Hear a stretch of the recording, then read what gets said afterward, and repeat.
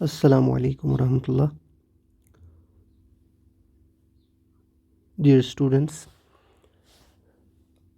आज हमें organic chemistry 12th का चैप्टर नंबर 3 स्टार्ट करना है।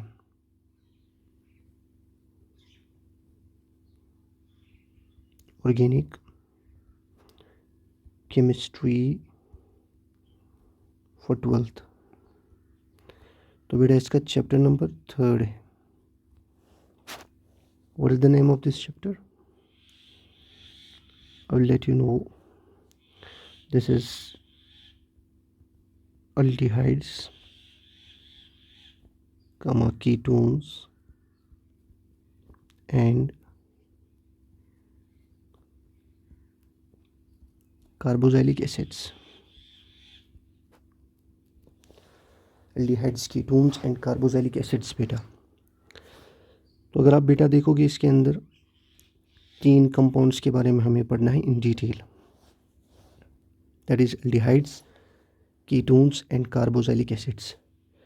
Before studying further, I would let you to know that actually what happens if we are going to take an alcohol, जिस alcohol को हमने पिछले chapter में पढ़ लिया है, अगर हम अल्कोहल को ले लेंगे बेटा, लेट्स सपोज पहली एग्जांपल में हम ले लेंगे RCH2OH। ठीक, तो अगर इन दो एचेस को हम ऐसे भी रिप्रेजेंट कर सकते हैं, that is H and H। बेटा अगर इसकी ऑक्सीडेशन हो जाएगी, ऑक्सीडेशन, तो oxidation means loss of hydrogen या एडिशन ऑफ ऑक्सीजन। ये दोनों कॉमन डेफिनेशंस तो आपको पता ही है। मैं यहाँ पर थोड़ा सा कलर चेंज करूँगा उन हाइड्रोजन्स का जो यहाँ पर लॉस हो रही है बेटा। अगर आप इन दो हाइड्रोजन्स का कलर चेंज करके इनको रेड रखेंगे बेटा, तो ये दो हाइड्रोजन आपको प्रोडक्ट में नज़र नहीं आएंगे। प्रोडक्ट में मैं लिख रहा हूँ RC, lower H is intact with O intact. तो बेटा ये दो हाइड्रोजन जो है वो रिएक्टेंट साइड में है रेड कलर्ड, लेकिन प्रोडक्ट साइड में नहीं है। क्या हो गया बेटा? लॉस ऑफ हाइड्रोजन हो गया। तो जब लॉस ऑफ हाइड्रोजन हो गया, एक हाइड्रोजन तो कार्बन से हो गया, एक हाइड्रोजन ऑक्सीजन से हो गया, तो ऑब्वियसली वैलेंसी क्या होगी? कम। So what we need to do is that we have to fulfil the valency and we have to form a bond. तो अगर आप इस अल्कोहल की तरफ देखेंगे, ये कार्बन जो है ये क्या कहलाएगा? Alpha carbon, because it is directly linked to what? OH group. Okay बेटा, सो ये जो अल्फा कार्बन है इसके साथ में कितने आर है? एक। सो ये क्या बनेगा? Primary alcohol. तो प्राइमरी अल्कोहल ने आपको क्या दिया? एक कंपाउंड दिया जिसको हम शॉर्ट में लिख सकते हैं बेटा RCHO। ठीक है बेटा। तो सेकेंड एग्जाम्पल में आप क्या देखोगे कि आप ऐसा ही एक कंपाउंड ले लोगे, एक अल्कोहल ले लोगे बेटा, जिसमें आप एक आर के बजाय में 2 आर रखते हो बेटा। तो यहाँ पर भी मैं क्या करूँगा? यहाँ पर भी मैं H को रेड से ले लूँगा और I am sorry, I want to draw this. तो यहाँ पर भी मैं O and then single bond and then I have to draw the next hydrogen with red line. Again आपके पास 2 हाइड्रोजन हैं जिनको हमें रिमूव करना है। वो किस कलर के हैं बेटा? रेड कलर के हैं बेटा। तो अगर इसकी ऑक्सीडेशन हो जाएगी तो मेरे बेटा क्या हो जाएगा? आपको यहाँ पर मिलेगा RCR, और वैसे ही जैसा पहले केस में था कि 2 हाइड्रोजन रिमूव हो गए यानी ऑक्सीडेशन हो गई, अब कार्बन और ऑक्सीजन के दरमियान क्या बनेगा? डबल बॉन्ड बनेगा। तो अगर आप देखोगे कंपाउंड क्या बना? COR, RCOR। तो पहले केस में जहाँ RCHO बना, तो दूसरे केस में जहाँ RCOR बना, दोनों जो है ऑक्सीडाइज्ड प्रोडक्ट ऑफ अल्कोहल है बेटा। तो यहाँ पर मैं आपको एक बात बताना चाहता हूँ कि ये जो दूसरा अल्कोहल है बेटा, उसका अल्फ़ा कार्बन जो है उसके साथ में कितने R है बेटा? 2 R है। तो इट मीन्स ये क्या बन गया? Secondary alcohol. तो प्राइमरी अल्कोहल ने आपको दिया क्या? RCHO। और सेकेंडरी अल्कोहल ने क्या आपको दिया मेरे बेटा? सेकेंडरी अल्कोहल ने आपको दिया RCOR। ओके, प्राइमरी अल्कोहल की वजह से आपको क्या मिला? RCHO और सेकेंडरी से क्या बना? RCOR। So will write primary gives RCHO and secondary gives RCOR। Okay, एक और बात कि अगर आप इस RCHO को और ऑक्सीडाइज करोगे, RCH डबल बॉन्ड O, अगर आप इसकी फर्दर ऑक्सीडेशन करेंगे बेटा, तो बेटा क्या हो जाएगा? ये जो CH बॉन्ड है ना, ये इतना वीक होता है केमिस्ट्री के अंदर कि इसकी ऑक्सीडेशन बहुत ही पॉसिबल है कि ये वीक ऑक्सीडाइजिंग एजेंट से भी ऑक्सीडाइज हो जाएगा। तो जब इसकी भी ऑक्सीडेशन हो जाएगी तो ये CH नहीं बल्कि COH बनेगा। तो ऊपर तो डबल बॉन्ड O था ही, तो बेटा ये था एल्डिहाइड और ये क्या बन गया? Carboxylic acid. तो अब तो आपको तीनों कंपाउंड्स जो है वो नज़र आ गए। सो प्राइमरी अल्कोहल से क्या बना आपको? RCHO। और अगर इसकी ऑक्सीडेशन चलती रही तो क्या बना? RCOOH। तो सेकेंडरी अल्कोहल से क्या बना बेटा? सेकेंडरी अल्कोहल से बना आपको RCOR।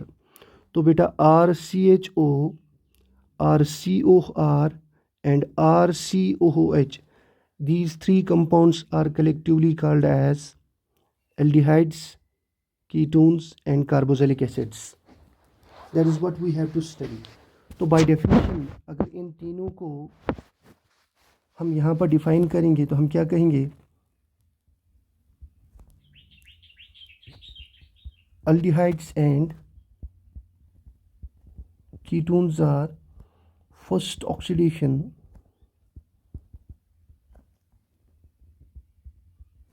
products of alcohols, first oxidation products of alcohols, while as carboxylic acid is second oxidation product of an alcohol.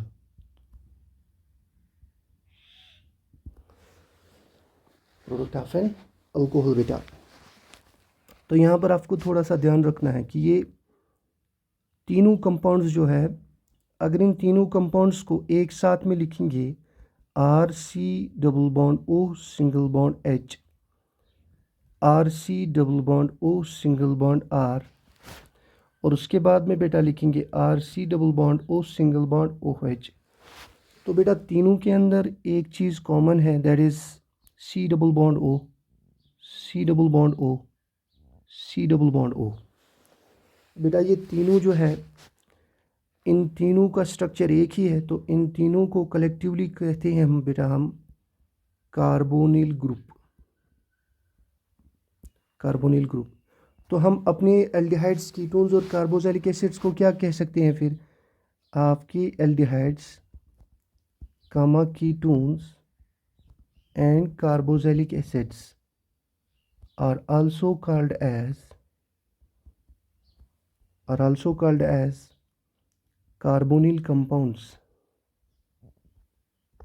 carbonyl compounds। इनको कार्बोनिल कंपाउंड्स भी कहते हैं बेटा।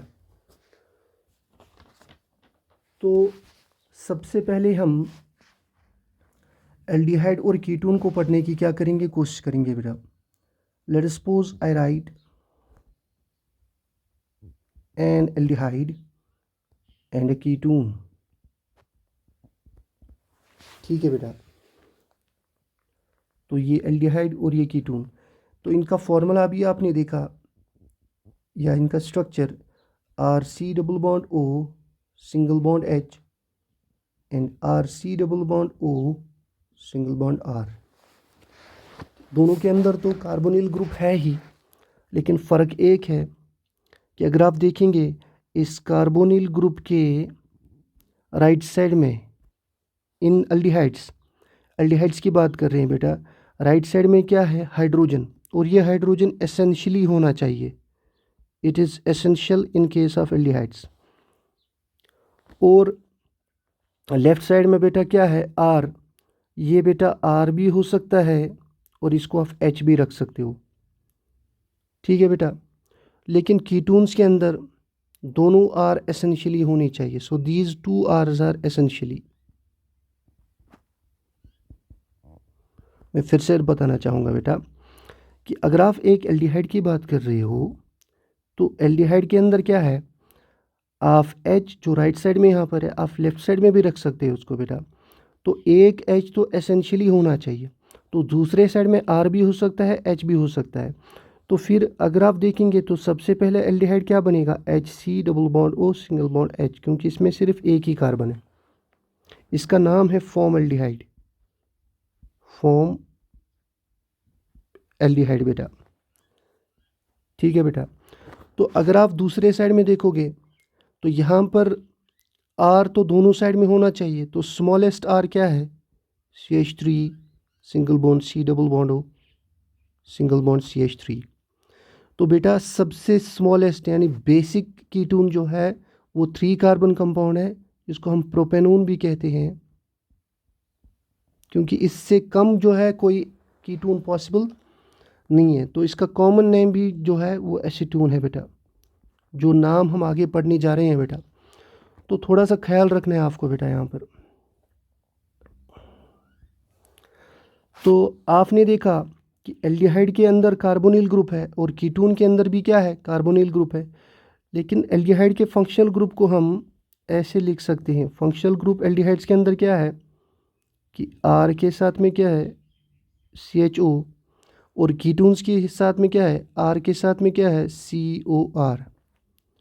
तो यूं तो हम एल्डिहाइड के फंक्शनल ग्रुप को CHO भी कहते हैं, या इसका नाम है बेटा फॉर्माइल या एल्डिहाइडिक ग्रुप, एल्डिहाइडिक ग्रुप। और कीटोन्स के अंदर जो है COR यूजुअली तो नहीं कहते, लेकिन CO, these are carbonyl group, इनका जो है वो कॉमन फंक्शनल ग्रुप के एतबार से जाना जाता है बेटा। अगर आप फिर से एक और बात देखेंगे, let's scroll it a bit top to the top, तो देखो जो कार्बोनिल ग्रुप है एल्डिहाइड्स के अंदर, उस कार्बोनिल ग्रुप के राइट साइड में क्या है, हाइड्रोजन, यानी एक साइड में उसका एसेंशियली क्या होना चाहिए, हाइड्रोजन ही होना चाहिए। सो इट मीन्स इसका कार्बोनिल का कार्बन जो है वो लास्ट कार्बन है। लेकिन कीटोन के अंदर देखेंगे ना तो कार्बोनिल के राइट साइड में भी कम से कम एक कार्बन होना चाहिए, लेफ्ट साइड में भी एक कार्बन होना चाहिए। तो ये एक बेसिक डिफरेंस और बनती है। तो हम कहेंगे कि फंक्शनल ग्रुप इन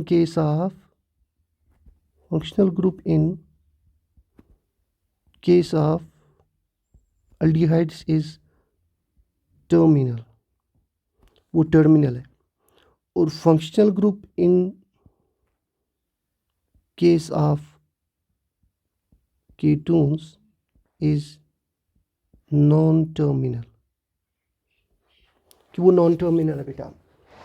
ये बात थोड़ी सी ध्यान में रखनी है कि एल्डिहाइड्स के अंदर फंक्शनल ग्रुप क्या है, वो टर्मिनल है, लेकिन कीटोन्स के अंदर क्या है, वो नॉन टर्मिनल है बेटा। एक और बात का ध्यान रखना है कि इनकी जो फिजिकल और केमिकल प्रॉपर्टीज़, क्योंकि दोनों के अंदर क्या है, कार्बोनिल ग्रुप सेम है, कि many physical and chemical properties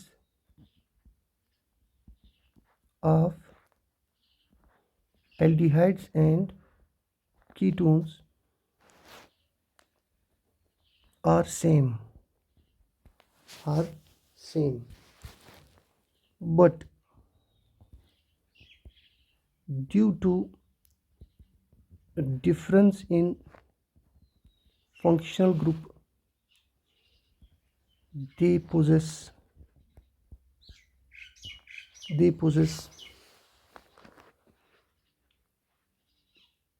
different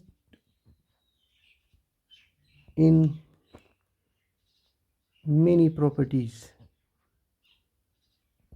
कि कुछ बहुत सारी प्रॉपर्टीज़ इनकी मिलती भी हैं, लेकिन फंक्शनल ग्रुप की ओरिएंटेशन यानी टर्मिनल और नॉन टर्मिनल होने की वजह से इनकी बहुत सारी प्रॉपर्टीज़ जो है वो डिफ़र करती है। लाइक कि अगर आप देखोगे इन दोनों की एडिशन रिएक्शन होती है, तो मैं कहूँगा वो हम आगे पढ़ेंगे, rate of addition reaction is not same.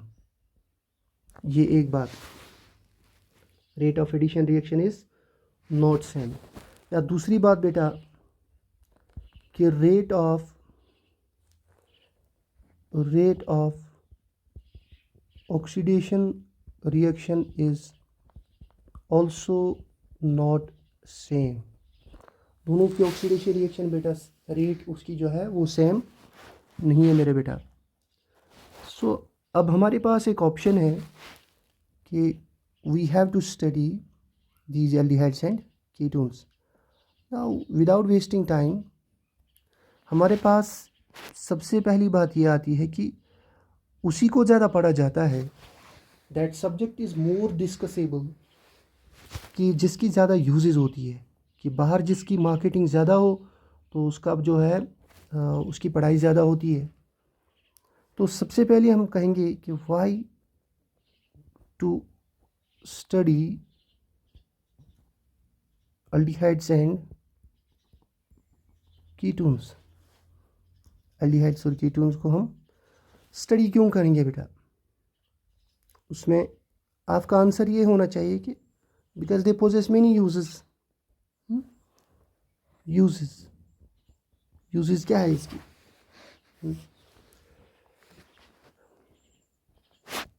या अगर आप कह सकते हो कि सिर्फ aldehyde कीटोन नहीं बल्कि कार्बोक्सिलिक एसिड्स भी। Why to study aldehydes, ketones and carboxylic acids? तो आंसर क्या रहेगा बेटा? इसकी यूजेस इतनी ज़्यादा हैं कि हम पढ़ने के बगैर नहीं रह सकते। सबसे पहली बात यह है, they are wide spread in plant and animal kingdom. They are wide spread in plant and animal kingdom. Plant और एनिमल किंगडम में ये बहुत ज़्यादा पाई जाती है। फॉर एग्ज़ाम्पल अगर दूसरे एतबार से देखेंगे, they are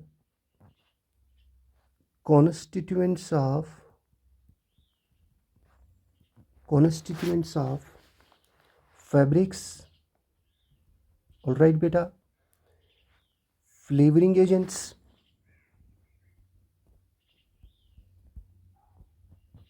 they are constituents of fabrics, flavoring agents, plastics,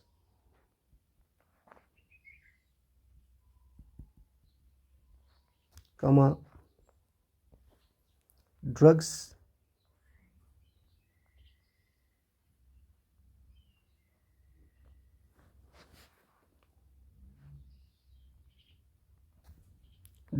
etc.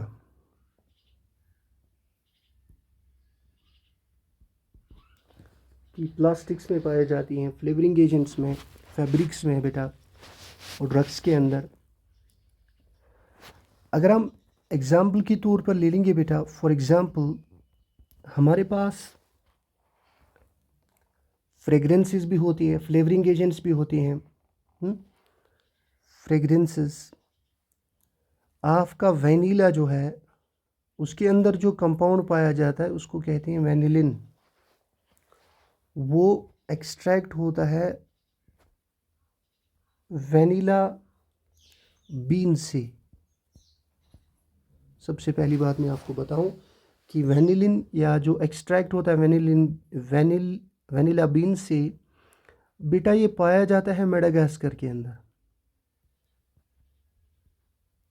Madagascar एक कंट्री है अफ्रीका की, तो वहाँ पर ज़्यादा ये वेनिला बीन्स पाई जाती हैं, जिनसे एक्सट्रैक्ट क्या होता है, वेनिलिन, जिसको हम शार्ट में वेनिला भी कहते हैं, वेनिला फ्लेवर।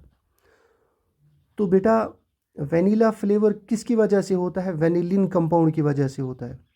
तो ज़रा इसका स्ट्रक्चर भी देखें।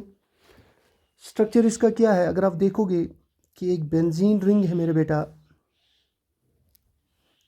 एक बेंजीन रिंग है, ठीक। तो इस बेंजीन रिंग को, इसको बेटा यहाँ से C double bond O single bond H यानी एल्डिहाइडिक ग्रुप है, ठीक है बेटा। तो नीचे से क्या है, OCH3 यानी एक इथरल ग्रुप है, और इसके एग्जैक्टली लेफ्ट साइड में है बेटा OH group. So let us right again OCH3। So this is what, एक सेकंड बेटा, थोड़ा इसका स्ट्रक्चर,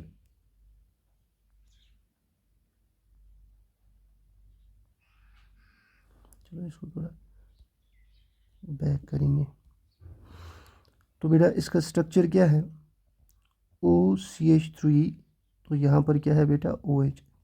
तो इसमें अल्कोहल फंक्शनैलिटी भी है, इथरल फंक्शनैलिटी भी है, लेकिन हमारे काम की चीज़ क्या है, यानी एल्डिहाइडिक फंक्शनैलिटी भी इसके अंदर प्रेजेंट है, यानी यहाँ पर ये बेटा C है। So this is called as vanillin,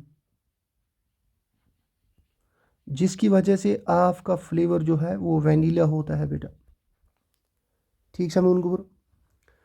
और दूसरी बात कि यूरोप के अंदर, या आप इंग्लैंड की ही बात देखेंगे बेटा, कि एक मीडो स्वीट के नाम से, मीडो स्वीट यानी एक किस्म का एक हर्ब, या हम शरब भी कह सकते हैं उसको, कि एक किस्म की घास उगती है वहाँ पर, कि उसको मीडो स्वीट कहते हैं, मीडो स्वीट, बिकॉज ये बहुत सारी ज़बरदस्त फ्रेगरेंसेस के अंदर जो है वहाँ पाया जाता है। असल में इसके अंदर क्या होता है, सेलिसाइल एल्डिहाइड, सेलिसाइल एल्डिहाइड। और सेलिसाइल एल्डिहाइड का स्ट्रक्चर आपको पता ही है बेटा, कि this is actually a benzene ring which has OH and CHO at 1 and 2 position. This is salicylaldehyde. तो बेटा ये सेलिसाइल एल्डिहाइड उस मीडो स्वीट के अंदर पाया जाता है। इसकी सिंपल मिसाल अगर मैं आपको दे दूं, कि जो हम बाथरूम के अंदर या अपने कबर्ड्स के अंदर वो फ्रेगरेंसेस पैकेट्स या पाउचेस रखते हैं बेटा, तो उसमें लिखा होता है कि अलग अलग फ्लेवर। तो बेटा ये असल में एक मीडो स्वीट फ्लावर है बेटा, या मीडो स्वीट का प्लांट है बेटा, उसी के अंदर ये सेलिसाइल एल्डिहाइड की फ्रेगरेंस उसको जो है ज़्यादा फेमस कर रही है बेटा। तीसरी बात हमारे पास है दालचीनी, जिसको हम सिनामोन भी कहते हैं। उसके अंदर क्या होता है, सिन्नाम एल्डिहाइड, सिन्नाम एल्डिहाइड, सिनाम एल्डिहाइड के अंदर क्या होता है, सिनामोन, सिनामोन। तो बेटा सिनाम एल्डिहाइड का स्ट्रक्चर क्या है, if you are going to see, this is cinnamaldehyde. तो तीनों के अंदर आपने क्या देखा, एक एल्डिहाइडिक फंक्शनैलिटी है बेटा।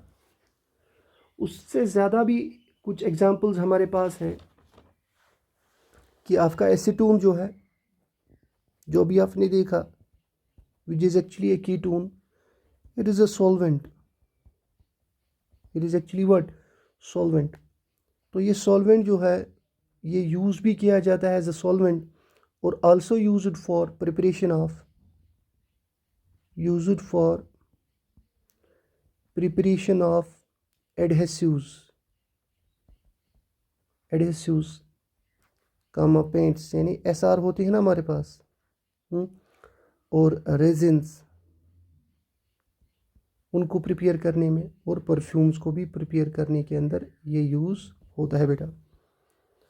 ठीक, या अगर आपके पास फॉर्मल्डिहाइड की बात करेंगे, फॉर्मल्डिहाइड, इसका स्ट्रक्चर अभी आपने देखा, HC double bond O single bond H, this is the first possible aldehyde बेटा।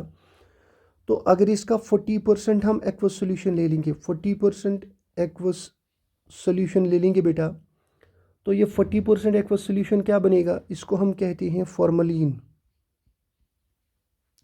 फॉर्मलिन इसको यूज़ करते हैं हम, use to store biological specimens, biological specimen,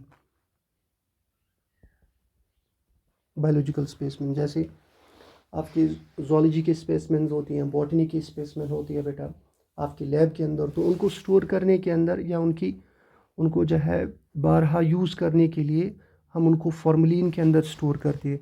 बेकिलाइट एक पॉलीमर है बेटा, बेकिलाइट, उसको दूसरा नाम भी दिया जाता है फिनॉल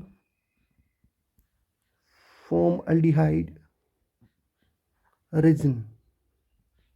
यानी उसमें क्या क्या यूज़ होता है, फिनॉल होता है और फॉर्मल्डिहाइड होता है, वो दोनों कंडेंस होके बेटा बेकिलाइट बनाती है, एक पॉलीमर है बेटा।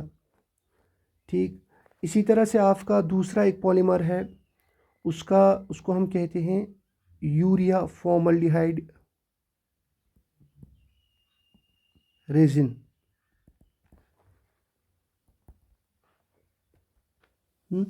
Urea formaldehyde resin.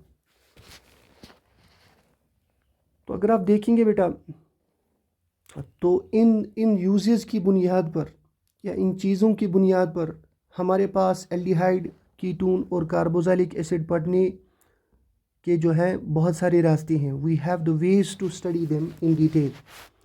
तो अगर आप ऊपर ध्यान में रखेंगे बेटा, हमारे पास ऊपर एक